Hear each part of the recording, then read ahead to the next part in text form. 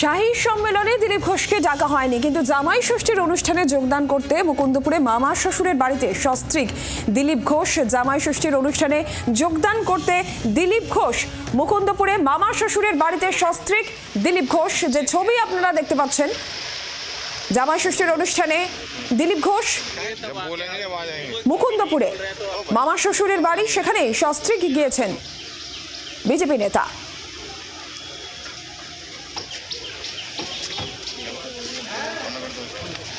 মুকুন্দপুরে মামা শ্বশুরের বাড়ি, সেখানেই জামাই ষষ্ঠীর অনুষ্ঠানে যোগ দিতে সস্ত্রীক দিলীপ ঘোষ।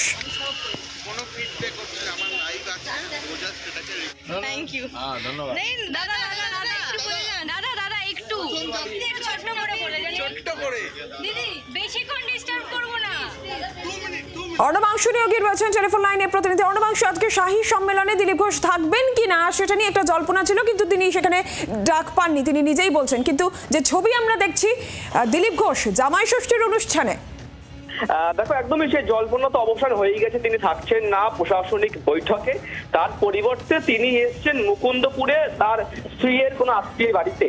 সেইখানে অলরেডি দুই জামাই তাদের তরফ থেকে এবং দিলীপ ঘোষ তারা তিনজনে মিলেই কিন্তু এখানে রয়েছেন, এবং সেখানে মূল রিচুয়াল তেমন কিছু হচ্ছে না, মূলত খাওয়া দাওয়ার প্রোগ্রাম হচ্ছে। অর্থাৎ জামাই ষষ্ঠী উপলক্ষে খাওয়া দাওয়ার আয়োজন করা হয়েছে। এখানে তিনি সেই পর্ব সারবেন। পর্ব সারার পর তিনি 3টের সময় রওনা দেবেন উলুবেড়িয়ার উদ্দেশ্যে। সেখানে সংঘের কিছু বৈঠক রয়েছে সেই বৈঠকে।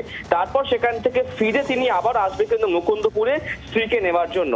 এবার সেই কাজ ছেড়ে তিনি এখানে এসে স্ত্রীকে নিয়ে আবার বাড়ি ফিরবেন। অর্থাৎ তারা আজকে এই প্রোগ্রাম শিডিউল।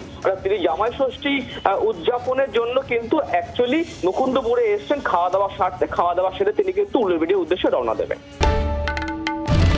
বাংলার আওয়াজ, বাঙালির আবেগ, জি 24 ঘন্টা।